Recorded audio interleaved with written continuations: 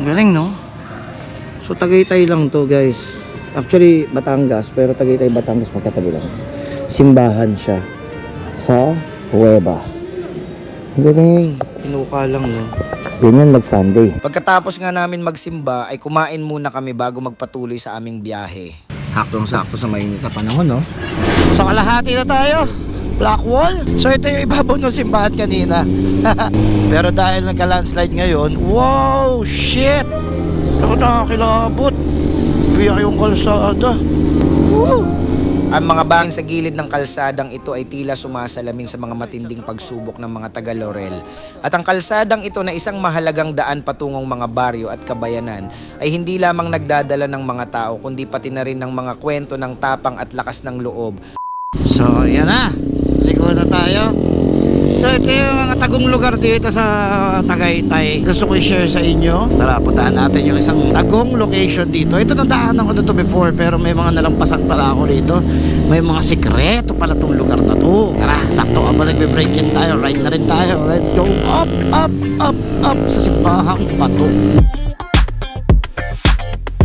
Off-road na naman. Ako ba? Ano ba Yadi? Tuwing gamit ka na, lagi tayo napupunta sa mga off-road na lugar at talanganin ah. Road bike ka pa ba? Parang nagiging adventure bike ka na. Parang mali ang pagkakagamit ko sa'yo ah. Ito pala. May kapeng barako pa oh. Ay, may ganito pala rito. Kaso delikado na mabuhangin. Egol sa mga sports bike dito. Bakit off-road na na? Ano ba Yadi? Tuwing kasama kita na pupunta tayo sa off-road. Hindi yata tama ang paggamit ko sa'yo. Lagi na lang. Kala ko off-road na naman. Hey! Tuwing kasama ko tong motor na to, napupunta tayo sa off-road. Buti na lang doon tayo nagpark. Mas mahirap pala rito. Oo, mas malalim to. Tsaka pinagtataka ko dito sa CH2. Tuwing ito gamit ko, napupunta ako ng mga ganito. Bundok. Lagi eh. Social ng pang off-road ni Boss Arch. CH2. Daig niya pa yung multi ko. Yung multi ko, bihira mag-off-road. Yung CH2, kahit gusto ko mag-road travel, dito napupunta. Ay, nasumpa ang poch. Pero first time ko mapunta rito Simbahan Bato. Ibabaw niyan yung Black Wall eh. Dadaanan natin mamaya. Actually, makakadaan ba tayo mamaya doon? Hindi pala, sa iba pa tayo dadaan. Galing, no? So Tagaytay lang to, guys. Actually Batangas, pero Tagaytay Batangas magkatabi lang. Simbahan siya sa Huweba. Galing. Pinuka lang, no? Ganyan mag-Sunday. Pagkatapos nga namin magsimba ay kumain muna kami bago magpatuloy sa aming biyahe. Haktong-sakto sa mainit na panahon, no? Ano sa'yo, Tol? Chami tamis ang boss. Ano sa'yo? Chami lang eh. Ano sa'yo? Lomi po. Ayan, ano sa'yo? Palabok. Yummy at mais con hielo. Diba? Yan, simple lang, sarap mag-ride. Ay, pass! Ang sarap ng chami, sarap mag-ride, ang ganda ng kalsada, ang ganda ng adventure. Ganyan ang linggo. Diba? Hindi ko lang talaga alam, may sumpa ata talaga tong si Bayani. At every time na kasama kita, lagi tayo napapadaan sa mga lible, batalanganing lugar. Ano ba? Bakit ba? Saan kayo papunta yun? Diba? Babalikan natin yan next time. So dito tayo ngayon sa Laurel. Pakyat tayo ngayon na sinasabi nilang Black Wall. So ilang beses tayo dumaan doon, pero ibang daan. Ito ibang daan din to.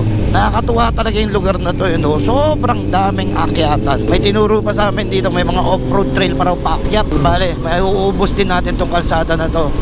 Nakakatuwa rito eh. Laging may bago. Start na ng mga matatarik.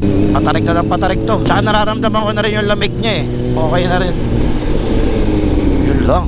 Sa bawat liko at taas ng kalsadang paakyat sa Laurel, matatanaw ang kamanghamanghang tanawin ng kalikasan. Ngunit sa kabila ng ganda ng paligid, ang daraanan ng mga sasakyan ay may kalakip na panganib. Ang kalsadang ito na pinagmulan ng maraming kwento at alaala ay itinayo sa matarik na bundok. At habang ang mga mata ay nagpapakasawa sa mga tanawin, hindi rin maiiwasan ang kabadulo ng mga bangin na walang harang. Pero dahil nagka-landslide ngayon, wow, shit! Ako nakakilabot. Biyak yung kalsada. Woo! Ang mga bangin sa gilid ng kalsadang ito ay tila sumasalamin sa mga matinding pagsubok ng mga taga Laurel. At ang kalsadang ito na isang mahalagang daan patungong mga baryo at kabayanan ay hindi lamang nagdadala ng mga tao kundi pati na rin ng mga kwento ng tapang at lakas ng loob. Pwede ka malaglag pagliko mo. Huwag kayong delikado ngayon dito sa Tagaytay. Huwag kayo basta-basta aahon ngayon dito ha. Delikado to. Kabayo na. Pwede ka palang tumapon dun pag di mo napansin. Ayun na, ang tarik oh. Ngunit bawat taon, ang kalsadang ito ay patuloy na nagiging saksi sa mga aksidenteng dulot ng kakulangan sa proteksyon sa gilid ng mga bangin. Walang mga harang na pumipigil sa mga sasakyan, kaya't ang bawat liko, bawat mata ng daan ay isang paalala ng panganib na palaging nag-aabang. Kaya't sa tuwing magbibiyahe tayo paakyat ng Tagaytay, maging maingat, maging handa, at magbigay galang sa kalsadang nag-uugnay sa atin sa isang lugar na may kasaysayan at ganda, ngunit puno ng mga hamon. Sa bawat pag-akyat, huwag kalimutan na ang bawat hakbang at bawat liko ay may kasamang peligro. Kaya't ang pagiging alerto at maingat ay mahalaga sa bawat paglalakbay. Last turn. Okay, syudad na. Saan na tayo? Alfonso ng Labas. Tagaytay na. Ang galing. Sa mga gusto mag-adventure ha. Alam nyo na anong pwede mangyari sa inyo. Let's go.